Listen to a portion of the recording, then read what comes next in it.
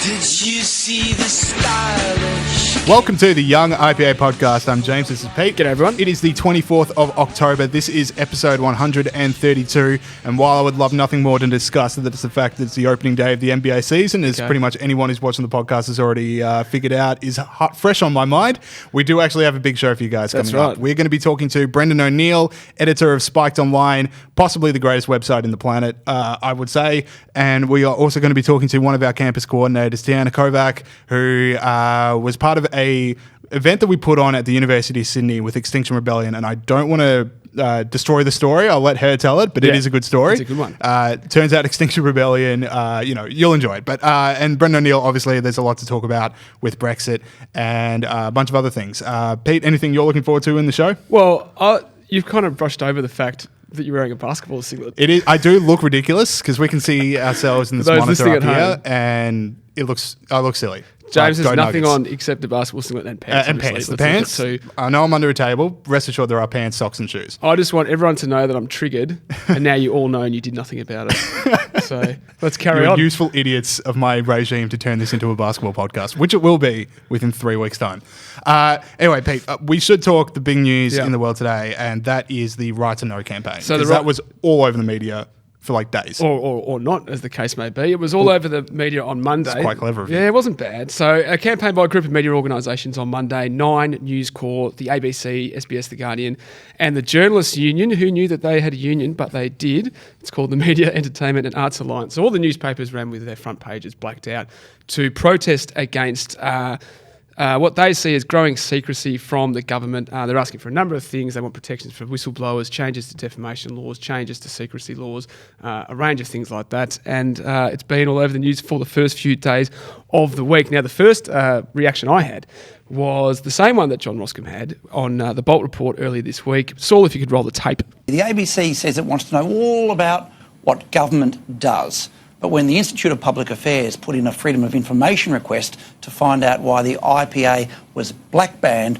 from a program, what did we find from the ABC? Oh, lots of answers. We found that. We found that. So that is our fearless leader, John Roscombe, on the Bolt Report. As I said, for people that are listening, he's just holding up completely blacked out pieces of paper. Like the amount of stuff we learned from our Freedom of Information request from the ABC was zilch. Yeah, so those, as I was going to say, the Freedom of Information Act was sent to the ABC. Now, what we sent them in relation to, James, was why the IPA don't get on the drum program on the ABC. Black band, as John Roscombe said. And the ABC is saying, the ABC is saying, we want more information about national security. Yeah. They won't even tell us about editorial decisions from a middle of the road. Middle of the road. Very good news and current affairs program. Yeah, for so sure. There's more to this story than the hypocrisy of the left. But I thought I'd hit that first. Definitely hit that first. So, but let's talk about it because there's a lot of things in here. Like I am all for any and all campaigns that end up with people arguing for more free speech. Yeah. Like this is good. Media companies want more free speech. So do I. It's just like some of the stuff that gets put forward is getting a little. We, the educated, can have the freedom to speak and freedom to investigate, but you common folk, you stay there with your oats and your horses, and we'll speak freely for you. I don't know, but anyway, so. Some of them, as Pete said, is protection for whistleblowers, restrictions on secrecy, more government transparency, which is all good. Defamation law reform. 100%. I'm all for that. It's bad news for, what was it, dense Humpty Dumpty Clive Palmer, that he can't start suing YouTubers and call him that. Yeah. But that's good news as well. But yes, as Pete says, there are some media campaigns that are journalists get to be the ones protected from freedom of speech laws, but these other places probably not. My thing is, if you weren't all in on 18C reform, you can't also be all in on Right to Know campaign because they're both like the government shouldn't tell you what you can and cannot say. That's right, and it's not even just 18C. It's like Finkelstein way back in the day. They actually effectively wanted to license the media, and a lot of media organisations were fine with that. Hey, we need that licensing. Yeah, when we can't have Murdoch Press just saying whatever they want. Exactly right. And I I just like this. You know, I always sort of whinge about journos sitting around the pub on a Friday night bragging about how they talk truth to power. Like they want this special classification where they get special rights and other citizens don't. It's like, come on, mate. Yeah, exactly. Like, what's a journalist? Is a YouTuber a journalist? Are we journalists? Well, I think you and I are professional journalists. I would say the biggest journalists in Australia. We bring you. I've started calling myself the news hound just to have an idea of how seriously we take our journalism. Yeah. So then it gets into the Canberra debate, and you know, all the parties are taking their sides. And Scott Morrison saying some I like, some I don't like. Now, I want to hone in on the Labor response because Mark Dreyfus came out and he said, Labor, unlike the Morrison government, Labor believes in freedom of the press, and the public's right to know. Now, Mark Dreyfus, I would sit this one out if I were you. The exact same reasons I was saying about other media organisations sitting this one out. I would sit this one out. Like only a few months ago was Mark Dreyfus calling for an extension of 18C and more funding for the Australian Human Rights Commission. Like that was like a few months ago, and turns out we haven't forgotten about that. The other one, Kristina Keneally. This is even crazy. Kristina Keneally said Scott Morrison and senior ministers treat press freedom as if it were an inconvenience rather than as an essential pillar of our democracy. Kristina Keneally literally called for a journalist to not get a visa to come to Australia to speak at CPAC with Raheem Kassan. Like, you've literally done that this year. Anyway, so no, you're right. I would sit this one out if I were you too. No, you're exactly right. And last time they were in power, Finkelstein. Exactly. So that's that. I guess we'll move on to Brexit. Let's unless move you on had to any Brexit. more points you wanted to bring up. We covered it well. We support the campaign. A few of them need to sit it out. Yeah. But, any and all campaigns that end up with more freedom of speech, I'm all about. Yeah, overall we're in Sorry, Brexit. Now, so I'm glad you're sitting down for this one, Pete, because I've got some news. Okay. It turns out a big day for Brexit turned out to not be a big day for Brexit after all. That never happens. So what it was, Boris Johnson, he's got a deal that Europe seems happy with, he seems somewhat happy with, and he brings it to Parliament. They're not happy with it. Okay. Today was going to be the vote. They've decided. So here's how much of a thing it is. So MPs back his withdrawal agreement bill, which we talk about with Brendan O'Neill later about whether or not that's a good bill or not. So stick around the show. So MPs backed the withdrawal agreement bill, but minutes later voted against the timetable, leaving it in limbo. Yep. And then they proceeded to honk tiny horns and all get in the exact same car while it went through a loop-de-loop. Like, this is an absolute clown show at this point. You like the bill, you don't like how quickly you have to work on it, and we still don't have Brexit. Well, that's right. They want to make him feel stupid for his October 31 thing. We're going to get out. We do go into more detail of this with Brendan O'Neill, so I won't say too much about it because he covers it much better than I could. Yeah. But it is disappointing that this bill is basically very, very similar to Theresa May's bill. Yeah. And the prospects of a no-deal Brexit or an actual Brexit or a hard Brexit, they used to call it, are looking a little bit grimmer, but there is still some hope. Yes, which is literally the exact same sentence Peter said every 4 to 5 weeks on this show. It saves time since the dawn of man. Yeah, exactly. We just Control-C, Control-V from what did I say last week? Now, I won't actually know what to do with myself if Brexit actually gets up. Like, the amount of false dawns and the amount of fake false promises about this being a big day for Brexit. The day that it does happen, chaos. Well, it'll depend what kind of Brexit. Just anything. Anything that's not just, more delays. Well, yeah. Well, we tried for an agreement, we didn't get it. I don't want I don't want this Brexit. Yeah. I want a real Brexit. You're not going to get it. So I wish you could. This is still just for the transition phase. Yeah. So if the transition phase also the same thing happens, at the end of that, they might get a no-deal Brexit. Okay, you are nothing if not optimistic. I'm an optimistic and I wish person. I had that optimism. Go Nuggets. Anyway, let's move on to the heroes and villains segment this week. So we didn't even talk about how the... we can. We can play the pig again in about 15 minutes' time once I preview the Denver Nuggets season. If there's time at the end, we'll talk about that. Hopefully. Let's speed through this then. By the way, Saul pressing the pig button, that's his big moment of the week. He gets a real rush to the head. now he's taking the rest Power of the day hungry. off. So that was the Snort of Freedom. That was the Grunt the Pig Freedom Award. Yeah. So we're just going to play that every time someone stands. Like, we're going to play that to the people that we think have stood up for freedom and against tyranny this week. So, Pete, cue us off. Well, Nick Cave, great Australian rocker. He has a website. Knows how to score a TV show based in 1920s Birmingham. Oh. He knows how to do that. Exactly right. So Peaky Blinders, of course, is what James Baldwin's talking to. If you didn't pick up what I was talking about, you have homework. Okay. Go watch 5 seasons of Peaky Blinders. The theme song to that is Nick Cave's song, and it's awesome. Anyway, Nick Cave has a website called the Red Hand Files. Yeah. And he takes questions from fans. And Stella from Portland asked him how woke he is, right? So he goes, okay, wrote this big thing about woke culture, which was excellent, but I'll just read out the highlights. Woke culture finds its energy in self-righteous belief and the suppression of contrary systems of thought. Wokeness, for all its virtues, is an ideology immune to the slightest suggestion that in a generation's time their implacable beliefs will appear as outmoded and fallacious as those of their own former generation. So we add Nick Cave to the line of celebrities who are anti-woke, who, as you know, I get around. I was going to say, I wish I'd loved anything in my life as much as Peter loves celebrities that aren't rabid left-wingers. I just love a rock star that's still a rock star, Like, get around him. Now, this is not the first time Nick Cave has waded into this. He recently said that Morrissey's record should be played despite his political beliefs. So there was a controversy about that because Morrissey's very critical of Islam. And he also defended... Which is good news for my chill out playlist because there is a lot of Morrissey. Yeah. Now, Nick Cave defended artists playing in Israel because he got heaps of criticism for playing in Israel. And he said because of that criticism, that I have to play in Israel. Which is rock and roll. Good one. All right, so my hero, different track. Okay. This one's a controversial one, but my hero this week is Hillary Clinton. Hillary Clinton. Now, no one has... So, as I've said on this show, if I had to pick a Democratic nominee, it would be Tulsi Gabbard. And that's pretty easy. Sorry? What do you like about her? She's good on more policies than any other presidential candidate from the Democratic Party. Okay. But anyway, so the campaign is starting to fall off a little bit. Okay. And she hasn't been invited to one of the debates. She didn't get a lot of speaking time in the latest one. So things aren't looking good. So in comes Hillary Clinton with the all-time campaign assist by saying, I think that Russia has got their eye on somebody who is currently in the Democratic Party and are grooming her to be the third-party candidate. She told a podcast called Campaign HQ. Now, a better man would have gone and listened to that 60-minute interview on Campaign HQ with Hillary Clinton to isolate the clip. I'm not a better man. I would just take what the media tells me to do. Sometimes a bad idea, but for this one, I'll be all in. Clinton also called this candidate the favourite of the Russians. She didn't mention Tulsi Gabbard by name, but they were like, are you talking about Tulsi Gabbard? And she said, something to the effect of if the shoe fits. Huge. Tulsi Gabbard all over the news. Is she a Russian asset? All the other Democratic nominees were like, should we engage with who's a Russian asset and who's not? At this point, every single person in America is a Russian asset, according to some people at the Democratic Party. And Tulsi Gabbard, if we could show the tweet on the screen, I'll also read it out for people listening at home. Thank you, Hillary Clinton, you, the queen of warmongers, embodiment of corruption and personification of the rot that has sickened the Democratic Party for so long, have finally come out from behind the curtain.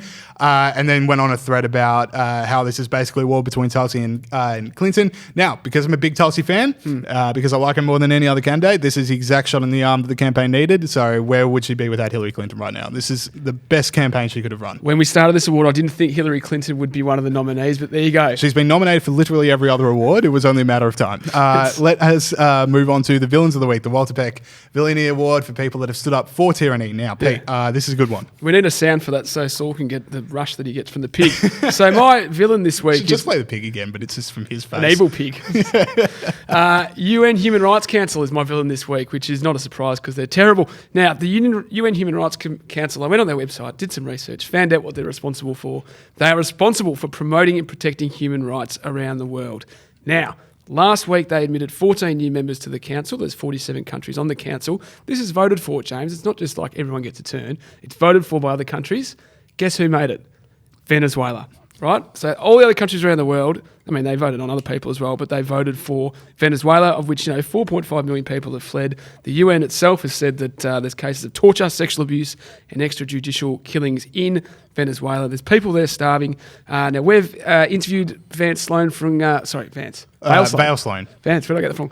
Vale Sloan last week. Recently? Yeah, maybe. From the Atlas Foundation last week, and he talked about the organisations they have in Venezuela who are literally laying down their lives or risking their lives, and in some cases losing their lives, for actual rights in Venezuela. And if you're new to the show, go back, I want to say 30 episodes, maybe 20, but Andres Guevara was on. I was sharing a room with him at a conference, and he actually works at a free market think tank from Venezuela. Yeah. One of the best interviews we've ever done, if I may say. Right. Mainly because Pete wasn't there. Yeah, I wasn't there. But the content was also really good. Go listen to that. Yeah. To listen about what it's actually like in Venezuela these days. And so for the people like that who are risking their lives for actual rights, for them to get voted on just goes to show what an absolute rotten body the UN is. And you are my villain of the week. I swear to God, this happens every 5 weeks. Like, there's always some country that gets appointed to some board within the UN, which is disgraceful. I think that, was it Zimbabwe got put on the health council or something like that. And World there was Health like Organisation. a council about women's rights, whether women couldn't vote within the country. Yeah, I can't Saudi remember- Arabia, yeah. Saudi Arabia. Like at this point, is the UN just a professional troll organization? Like you said, the responsibility was to promote human rights. Is it the responsibility to troll? It's good for free market think tank podcast content. And literally no one else. All right, my villain of the week, we'll go through this one quickly, but it's Jeremy Corbyn. I'm not going too far off brand. Hillary Clinton was a hero, but I've returned to more stable footing with Hillary Jeremy and Corbyn as a Corbyn. villain. So he is giving a speech at the Pink Awards, which is this LGBT magazine. The Pink News Awards. And this is how he started his speech. My name is Jeremy Corbyn, pronoun he/him, and I'm very proud to be here tonight. All right, so if we could all just update the record that Jeremy Corbyn is he/him/a fool. Is there anything more cringeworthy in the world than a cisgender man announcing his pronouns? Yeah. Like, who was not under that impression? You know that I'm a bloke. Yeah, exactly. And people that have it like in their Twitter bio, it's like he, him, for like someone who's always been a man. It's the most cringeworthy thing in the world. Like I get that it's a thing for some people. Oh, but, like, absolutely. But for cisgender men, I don't get it. we didn't need that. All right, so let us go to our interview with Brendan O'Neill and Tiana Kovac, and then we have the quiz, obviously. Yeah. Now, you'll understand why, but my mind was on something else at the start of the quiz. So I should mention the quiz contestants this week are Pat Hannaford and who else? Andrew Bushnell. Andrew Bushnell. Come on, mate. Let's go to the interviews now. Crikey. Okay, we now welcome back onto the show the editor of Spikes, one of my favourite websites in the entire world, Brendan O'Neill. Welcome back to the show. Hey, how's it going? It is going well. Well, actually, I want to just qualify that because I made a substantial bet that I mentioned on the show a few months ago that there would be a general election in the UK in October. Now, I am starting to think that's not going to happen. So before we get into Brexit, before we get into everything, is there a chance that there's going to be an election in the next 7 days?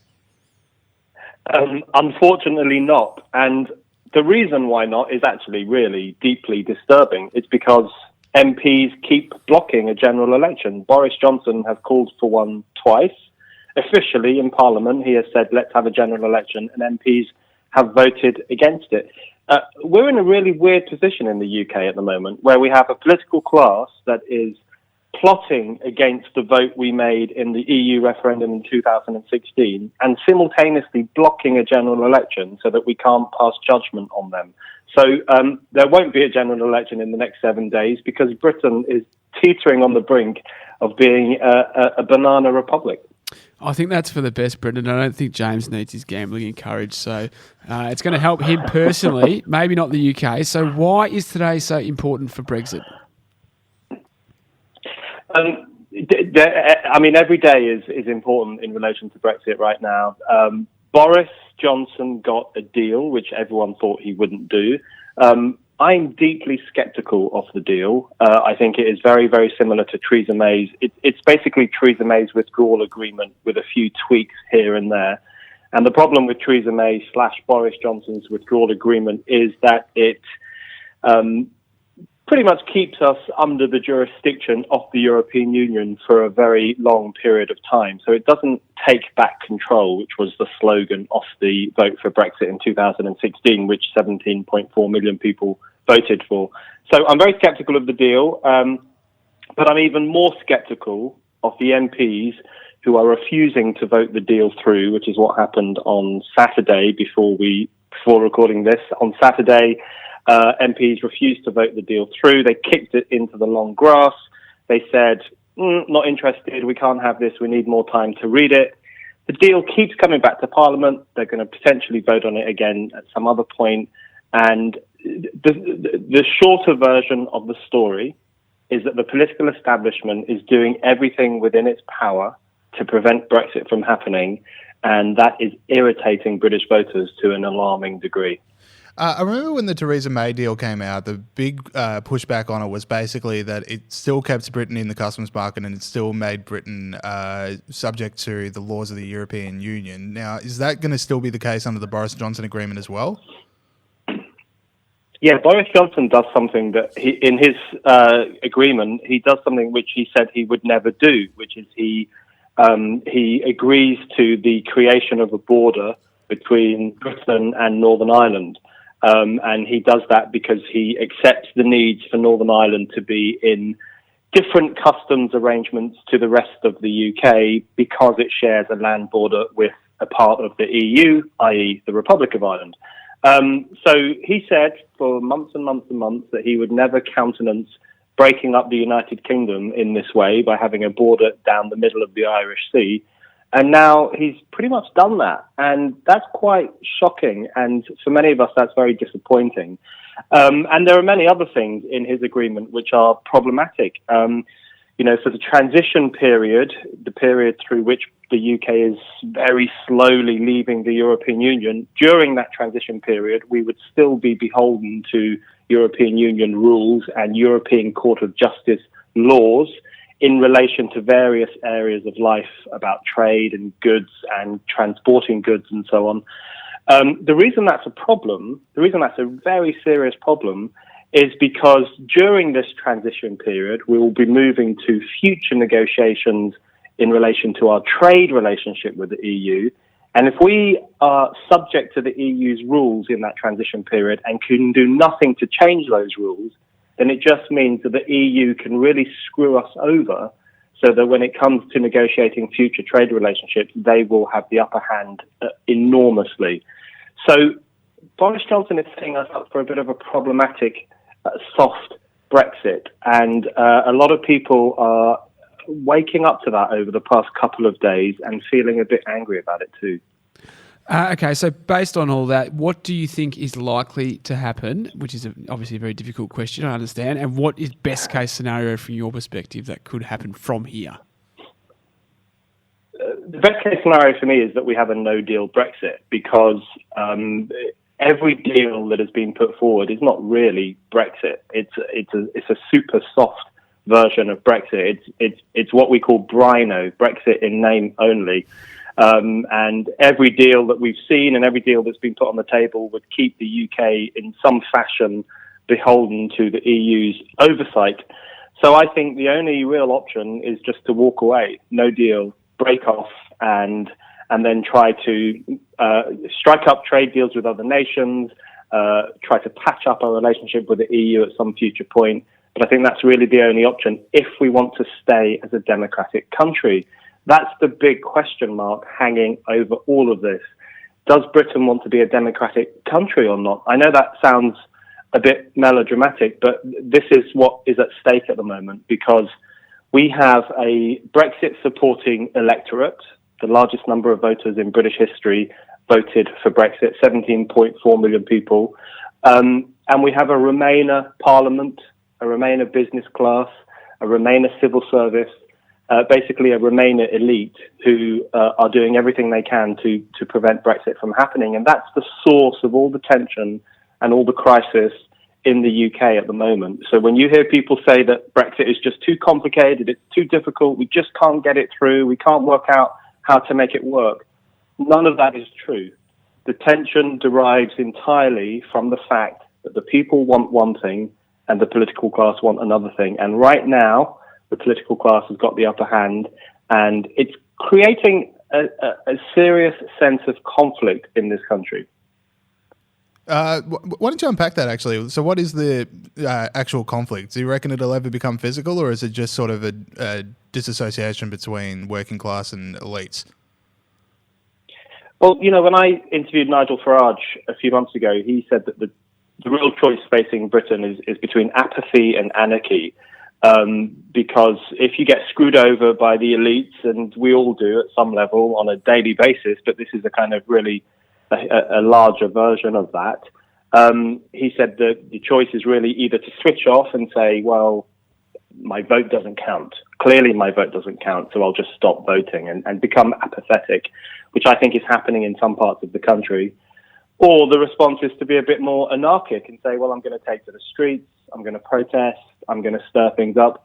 We've had a mix of the two. I've been around the country quite a lot over the past 3 years. I've spoken to people in Brexit parts of the country, in Remainer parts of the country, and in the Brexit parts of the country, which, for the most part tend to be the more working class areas, the former industrial heartlands, particularly in the north of England, parts of Wales and so on.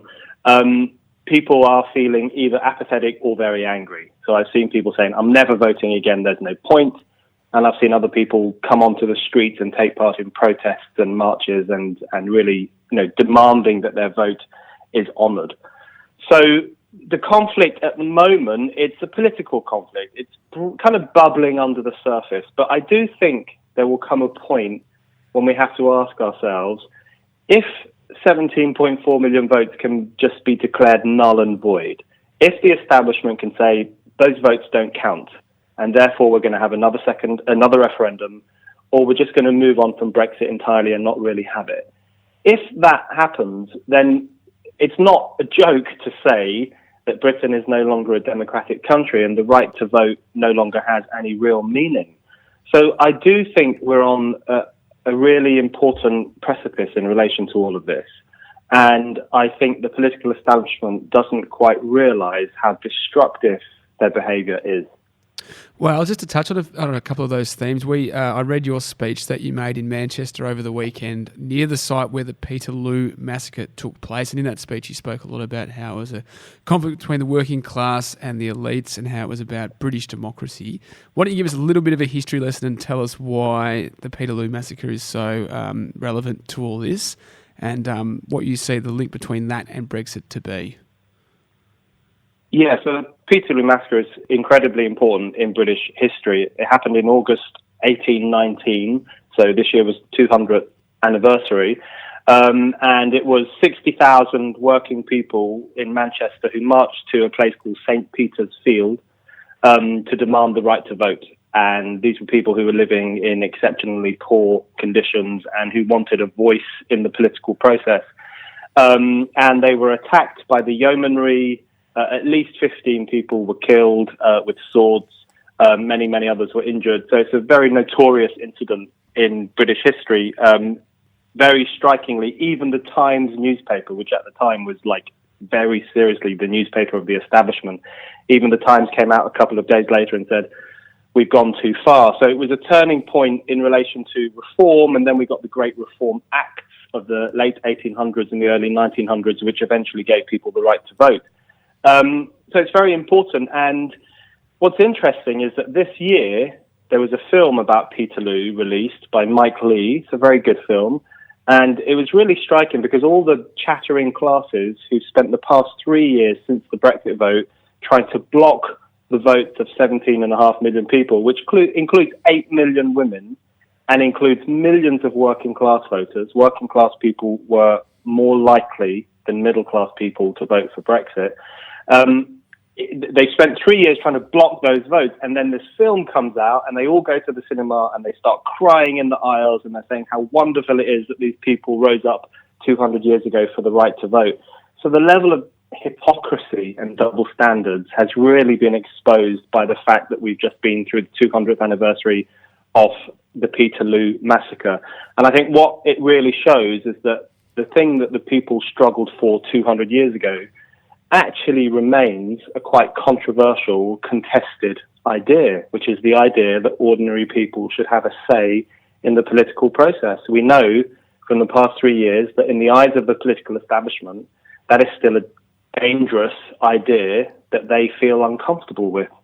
So the thing that's become clear to me and to many other people is that democracy is still an ongoing struggle, and all the democratic rights we thought had been settled, that's not quite as clear-cut as we thought it was. Yeah, that's completely right. So I want to bring it back to the discussion happening this week. So as far as I can see, there's going to be 3 potential outcomes. Now, we've discussed no deal, and I think we're all agreed, like, if there's no deal, then that's clearly the most democratic option. That's what British people voted for 3 years ago. But the other 2 possibilities, as I see them, is either one, Boris Johnson's deal gets approved, and as you've said, Boris's deal isn't great and Britain might suffer long term from it, but at least it's a deal and there's sort of some end to the Brexit discussions. The other one being that there's another delay to Brexit. Now, will there be a delay, and like how humiliating is that for Boris Johnson? Because the whole thing of his prime ministership was always being like October 31st, that's the date it's going to get done. What happens if there is no October 31st for him? Yeah, it's looking increasingly like there won't be a 31st of October. I mean, it's still vaguely possible, but because MPs passed a law a few weeks ago called the Benn Act. They passed this thing called the Benn Act, named after Hilary Benn, a Labour MP, who, by the way, is the son of Tony Benn, who was one of the great left-wing Eurosceptics of the 20th century. But Hilary Benn is a Remainer MP, and he passed a law which would force Boris Johnson to ask for an extension if he didn't have a deal agreed in Parliament on the 19th of October. So he didn't get his deal agreed in Parliament on the 19th of October, so he had to write a letter to the EU by law begging for a further delay, which he didn't want to do. And he wrote 2 letters, and I thought actually this was quite admirable. He wrote the letter that the law forced him to write, but he refused to sign it out of principle. He wouldn't put his signature on it because he thinks it's an abomination that the law has forced him to ask the EU for another extension, and I agree with him on that. And then he sent another letter alongside that letter saying, I'm asking for an extension, but I really don't want to, and I think it's completely wrong. So the thing is with all of this, even if there is an extension now, and it looks like the EU will eventually agree to one, maybe through till next February, the thing is that the more that Parliament screws over Boris, which is happening now on a daily basis, the more that his support goes up and up among the public. So opinion polls show him doing very well at the moment for a new Prime Minister, for a Prime Minister who came to power without a general election, which is what happened with Boris. All those factors taken into account, he's doing very well in opinion polls, and he does better every time Parliament screws him over. So every time there's a delay, Parliament forces him to delay or refuses to talk about his deal, or basically sucks up all the time of parliamentary business by insulting Boris and calling him an idiot and all this kind of stuff. His approval ratings go up with every one of those forms of behaviour, which is really interesting because what it suggests is that people now feel that Parliament is a rotten institution, an illegitimate institution. In the words of Geoffrey Cox, our Attorney General, it is a dead Parliament. It shouldn't really sit anymore. It has no more democratic authority. And I think a lot of ordinary people share that view, and they are siding with Boris as a consequence of that. So if he does get an extension that he didn't want, I think it could work to his benefit because he could go to the public and say, I tried my best, guys, but that bloody establishment, that Remainer Parliament, those nasty people kept tying my hands and wouldn't let me do what you want me to do. So I think it could actually work to his advantage with the public. Yeah, I think that's also so interesting because, I was listening to your interview with Rod Little for the Brendan O'Neill show, which was awesome. And one of the things you two were discussing was how there's increasingly a sense of, there's no point in voting. And if there ever does come to a point where there's another in-out referendum, that maybe Remain does win just because the Brexit vote is so defeated. But then when you say stuff like, it's just increasing his poll numbers, is there any sense of growing anger in the British public that they'll even double down harder on leaving? Because I genuinely think if there was a no-deal vote today, no deal would win so much more than any of the agreements that have been put up. Yeah, I completely agree. But the problem we have at the moment, and this speaks to the seriousness of the democratic crisis in the UK, the problem that we have at the moment is that we are not allowed to vote for no deal. So if you look at the discussions they're having about a second referendum, everyone, the Remainer camp in politics, which is a very powerful camp, is constantly saying that no deal simply cannot be an option because it's too dangerous, it's too destructive, it would screw Britain up and all this kind of nonsense. Even though many opinion polls show that a majority of people think that if we can't get a good deal, we should walk away without a deal. So even though it has majoritarian democratic support, the establishment wants to take it off the ballot paper. The problem with a second referendum, things are so messed up at the moment and democracy is in such a dire state in this country that I would almost welcome a second referendum if it was just Remain versus Leave all over again, because then I would be on the streets with many, many other people saying, let's vote Leave and let's teach them a lesson and show them that we were serious. The problem is a second referendum, which is looking increasingly likely, would be a complete stitch-up. And it would be a choice between Boris's deal or something like Boris's deal and staying in the EU. So it would be a choice between soft Brexit and Remain. So the thing that we voted for in 2016, which was to stop being a member of the European Union, will have been taken off the ballot paper. It will no longer be a choice for the people. It will no longer be a choice that we are allowed to make. So if that comes about, and it may well come about, there's the question of whether it should be boycotted, how we should deal with it. And there's also the question of why this referendum should have any legitimacy in politics at all. Because let's not forget that if they cancel the first referendum, the one from 2016, the legitimate one, then that will be the first time in British history that a public vote was simply cancelled. It wasn't acted upon, it wasn't forced into law, it didn't take any force at all in the political sphere. It was simply declared null and void. That will be the first time in the history of British democracy, really 100 years or so, that has happened. And I think the establishment hasn't thought through the consequences of cancelling a public vote and what that will do to democracy in the UK and to the UK's reputation around the world.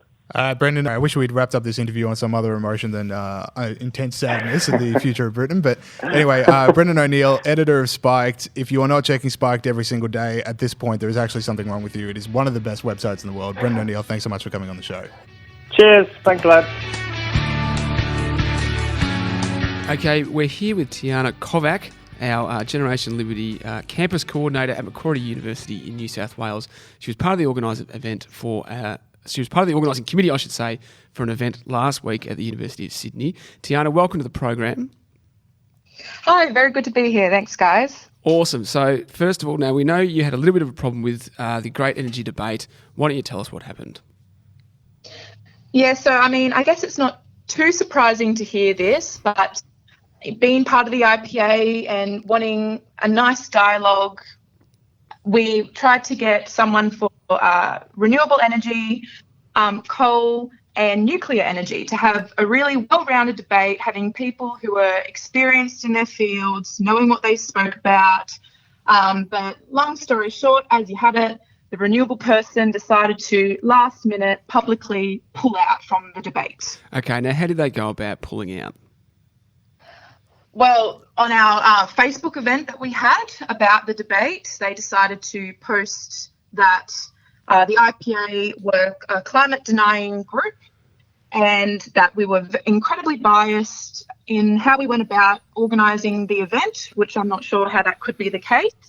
And then they decided that they wouldn't give weight to coal or nuclear because it was so obvious that renewable energy was the only way forward. So I think saying on the day that you've just looked into Generation Liberty, who you're having a debate with, saying on the day that you're going to do that is an absolutely outrageous move. So do you reckon the more probable was either fear or maybe cowardice? Oh, absolutely. I think it was absolute cowardice. And the fact of the matter is that this speaker that we got for renewables, he had made a post about the IPA months prior. So he was well aware of who the organisation was and who we were as Generation Liberty. So it was almost as if he knew from the get-go that he was going to try and make life as difficult as possible and pull out last minute. So just for our listeners, where was this guy from? What organisation? From Extinction Rebellion. Well, there you go. So let's talk about it. So we try to have a debate where renewable energy could get represented by someone who, really loves renewable energy. If you're in Extinction Rebellion, you love renewable energy, and they pull out. But how did the debate end up going? So, unfortunately, it didn't go as well as we anticipated it would go. That can only be as it was, given that we had one speaker pull out.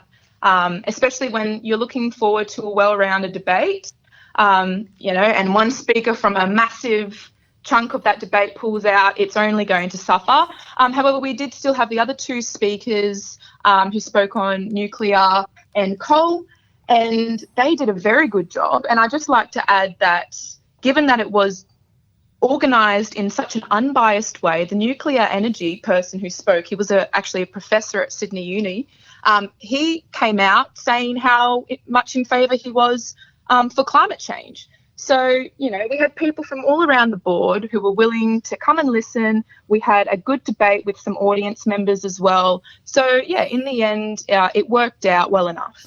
Yeah, that's always the thing for me, just talking about that nuclear guy, where it's like, if you really want to do something about climate change, then surely the answer is to embrace nuclear power. What was the feedback from students and attendees? Like, did we have a winner of the debate? And what was the, what did people walk away thinking that they weren't thinking when they walked in? Well, they walked away thinking not very highly of Extinction Rebellion, for starters. And it also disappointed a lot of people to know that renewables wasn't being represented. So essentially, I think the general consensus fell onto nuclear being, one of the answers. And that was the consensus online from people who wanted to attend but couldn't, and those who did attend. What was the reaction when you announced that this guy wasn't coming? Did you read out the statement? Did the punters go nuts? Did they throw beer bottles on the stage? What happened? Well, it was all done online a couple of hours before the actual event. So it was more just a bit of a, what is going on here? Is it surprising? Not really. Were people unhappy about it? 100%. And there was a reasonable amount of backlash that the speaker received as a result. All right. No, we've talked about this event enough. Tiana, why don't you tell us what made you get involved in Generation Liberty?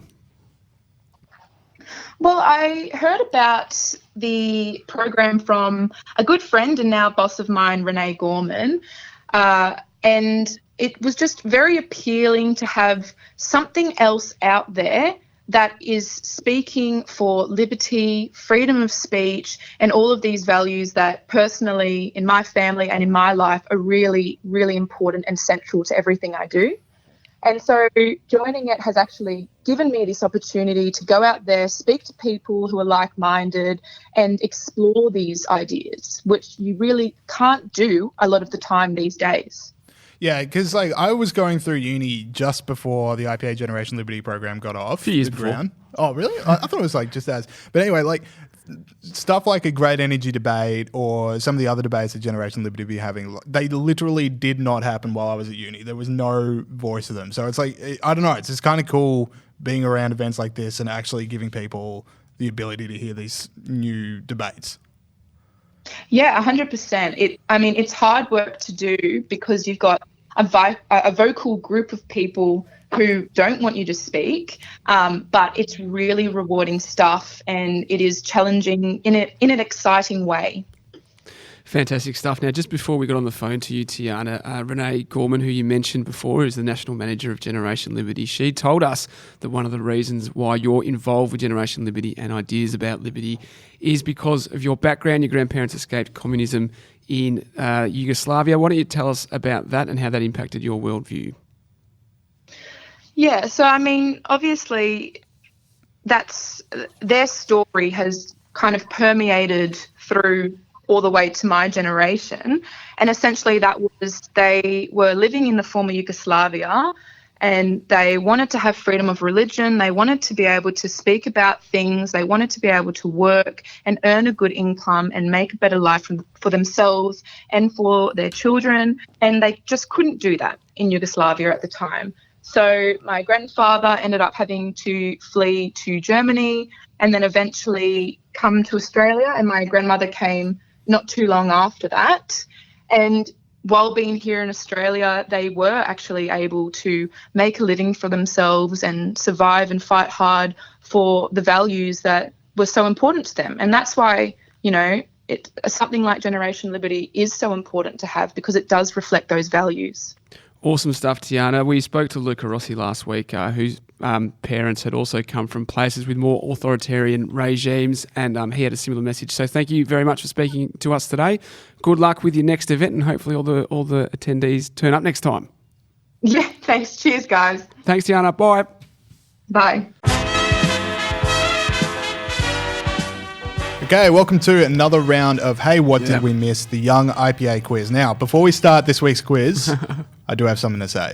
Here we go. Saul, if you could cue up the music, that'd be great. But last week's quiz was mired in controversy. I let myself down, I let the team down, but most importantly, I let Pete down. Really? This is. I feel it's been haunting me all week. It haunted me over the weekend. I copped it from Morgan. I handed that last quiz to Pat on a silver platter. I feel absolutely terrible about it. So, by the way, you are killing this music. This is exactly what I wanted.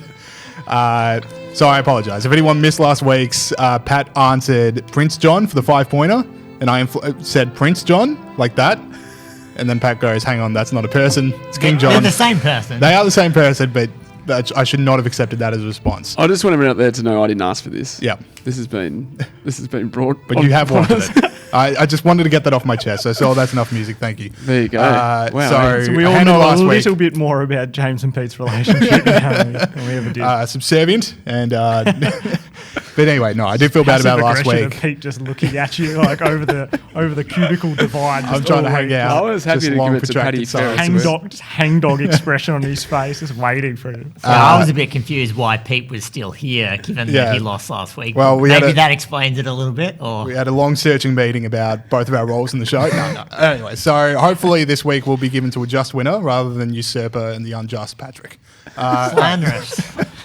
Paddy's about to whack him. All right, let's start off. So, question 1. The British Parliament sat on last weekend to debate Brexit. How many years ago did that last happen, the British Parliament sitting on a weekend? I've got a fair Closest idea. to gets it. Closest no points to. off for an incorrect answer. Pat. Oh, we all get to choose, don't we? 1940. 1940. That's incorrect, mate.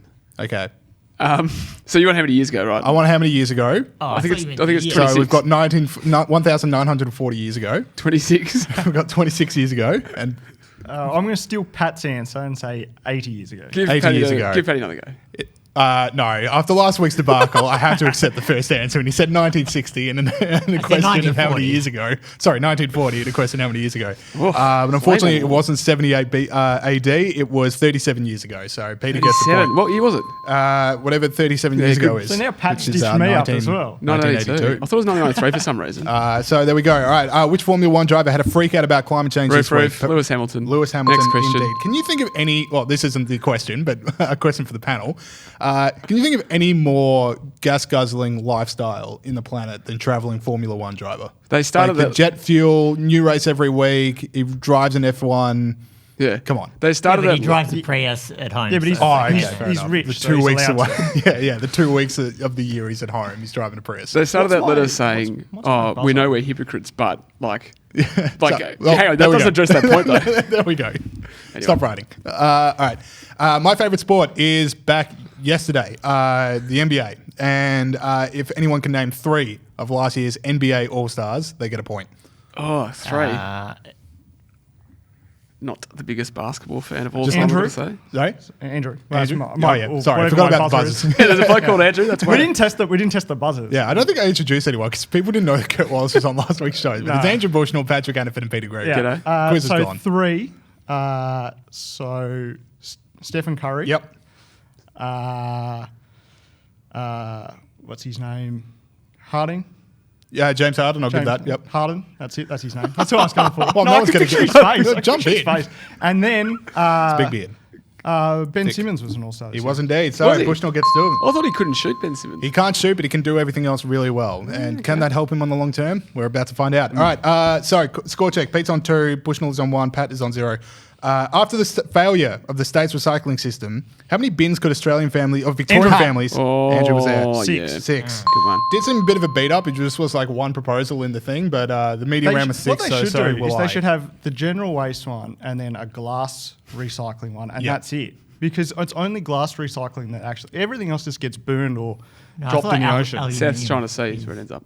Yeah. Well, anyway, I I would separate my glass. Yeah. I'll put that there you out go, environmental people. That's what Bushy does. Bushnell doing that. All right. Next question. Until it was changed, where was next year's G7 meeting going to be held? Andrew.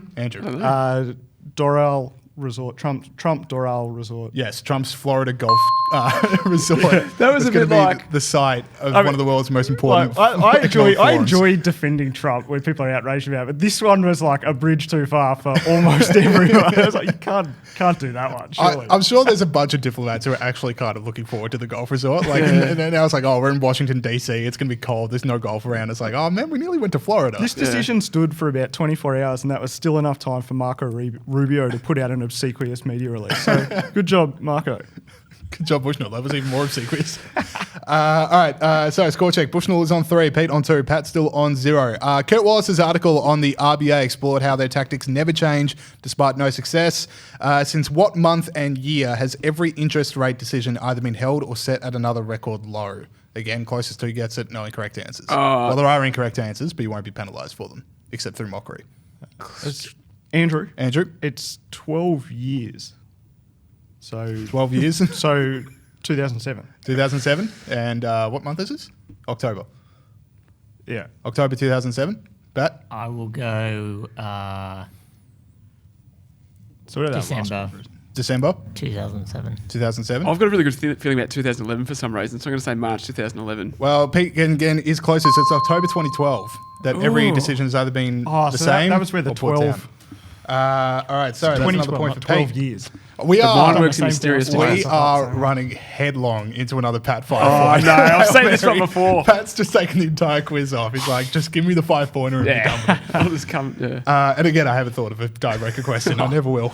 Okay, which team knocked Australia out of the Rugby World Cup? Roof. England did indeed. Really missing Israel Folau. The Right to Know campaign brings back fond memories when the IPA was one of the few voices speaking out against the Finkelstein inquiry. What year was that? Roof Roof was 2012. just there in time. Roof with a 5. 2012. Okay, so which brings us to Who Am I? Oh my God. Score check. Pete is on 5. Yes. Bushnell is on 3. Pat, just close enough. Just He's on close 0. enough. He That's all doesn't he need. needs. What is he on, 1? He's on 0. He's on 0. That doesn't matter. That's fine. He'll just get the 5-pointer and then the tiebreaker. Okay, so It's like Man United in the 90s, you know, just Just the always last injury minute. time. very relatable concept there, Yeah. Pete. For the I like 2%. Fergie time. Fergie Yeah, time. exactly.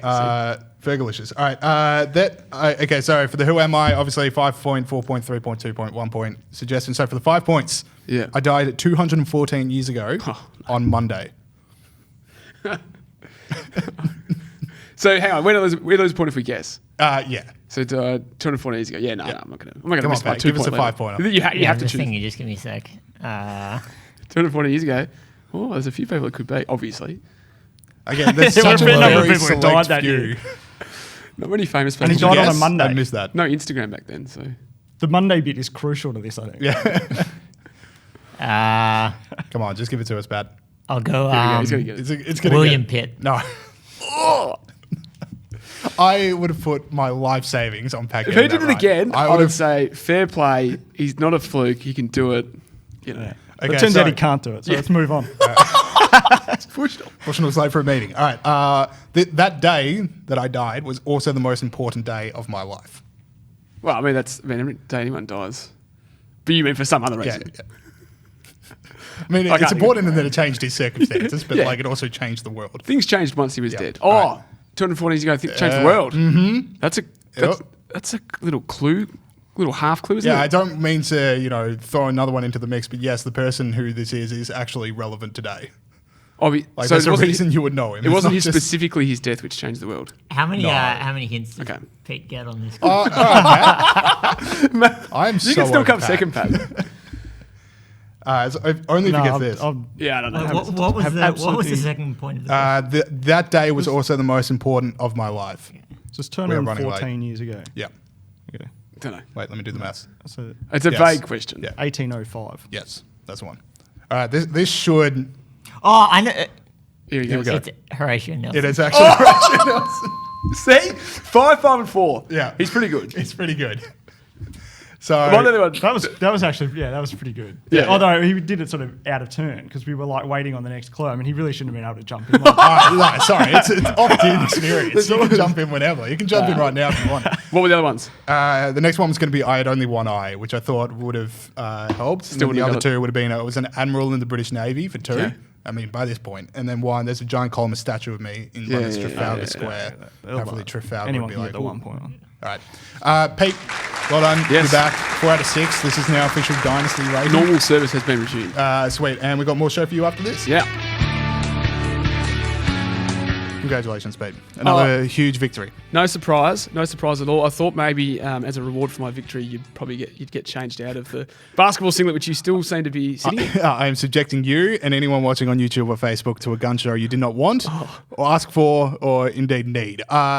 So let's fly through some stories so I can get dressed. So I want to start off with this one. Now, everyone in the world knows that Justin Trudeau likes to, or liked to be fair to him, dress up in blackface. Yeah. Now, apparently that is not enough to lose you an election because he's actually been returned as Canada's Prime Minister. Yep. There was a slight drop, not enough to get him over the, to topple him. So where are we?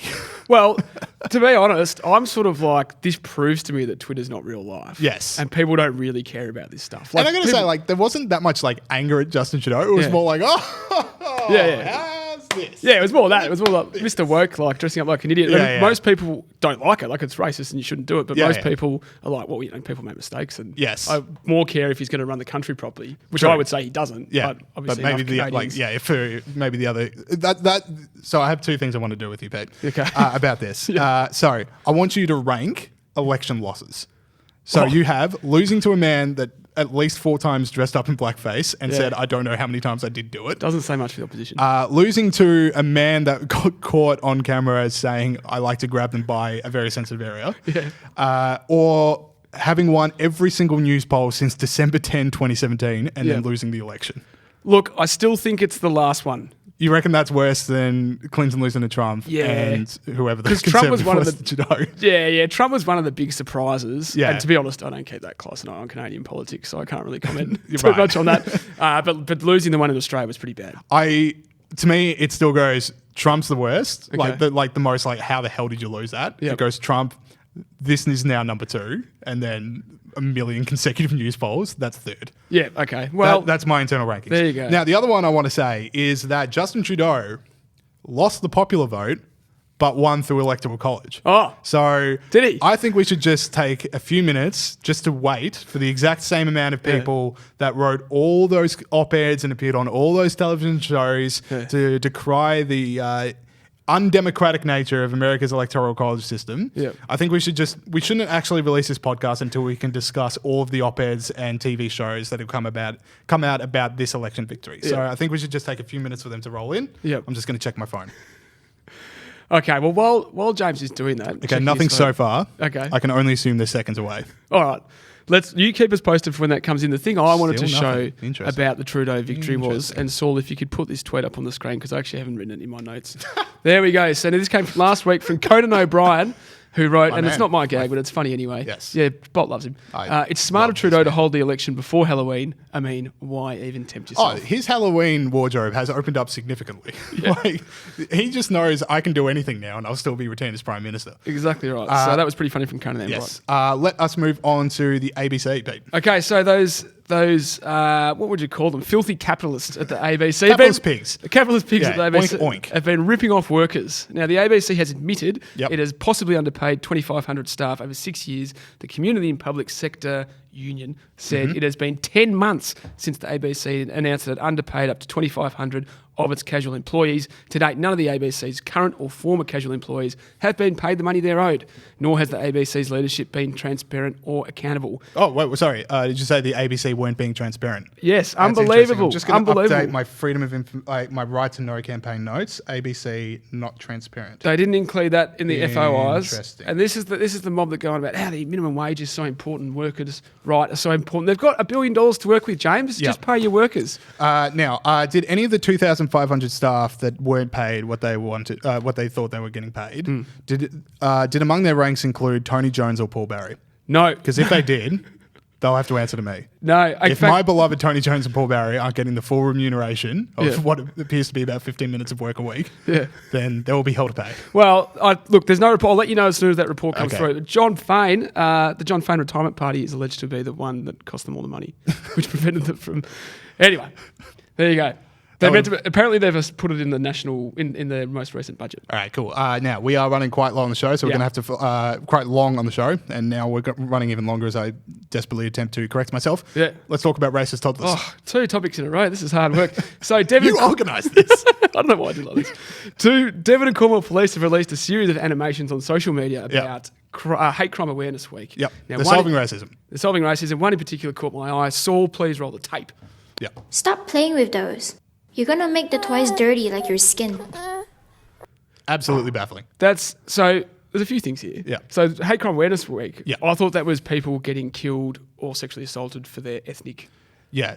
Apparently it's not. Apparently it's just calling people names, and not just people calling each other names, but children calling Yeah. each other names. No, I think that's on their radar. kindergartners calling each other names is Britain's leading crime at the moment. It's a big issue. Yeah, the amount of prisons that are stocked to the brim with young kindergartners with a bit too lippy, it will blow you away. So that was one of the many creepy things they put on the internet, and the teacher goes on to explain to the kid that racism is bad, blah, blah, blah, blah. Yeah, exactly. Which is important. Oh, yeah. So it's hardly important for the police to be involved in. Just to bring that up. Now, the girl makes this black kid cry with the words. The teacher runs over to the white girl and just like while the black kid is still crying to instruct the white girl. So, even in racist incidences, the white person gets all the attention. Exactly Sounds right. about white to me. I'm still not convinced that it, And then like the teacher then goes on to correct the kid, and the kid just turns to the black kid and goes like, "I'm sorry about that. Can we be friends?" And then they hug. Now, this is the most forgiving kid in the history of the planet. There's no like, "Oh, you remember 15 seconds ago when you racially abused me?" I think we've got a few more steps to go before we're friends. Yeah, exactly right. Anyway, I was just in Cornwall recently for a wedding. It was great. Okay. So, I'll write that down. The whole plate. Don't write the whole place off. It's in Cornwall. Yeah. Glad we got that in the show. All right. Go Nuggets. That is it for the show this week. Is it? One more thing I'd like to say. One more thing. I was on Looking Forward this week, and they thanked their producer at the end, and I realised in 132 episodes we've never thanked our producer. Yeah. So thanks, Saul. Oh, we used to thank Nina. Okay, well, that doesn't make it better for Saul. Thanks, Saul. Did I want it to be better for Saul? That is it for the show this week. Thank you to, not Saul, but to Brendan O'Neill and Tiana Kovac for the interviews. If you are listening through iTunes, make sure you're leaving us a 5-star review. We're now filming the podcast, so if you do want to see me in a basketball jersey for reasons that I can't begin to comprehend, you can go to our YouTube page and to our Facebook page. And if any of your friends or family like their podcasts through YouTube or Facebook, you can tell them about that as well. And tell your friends about the show, etc., etc. See you guys next week. Stay up.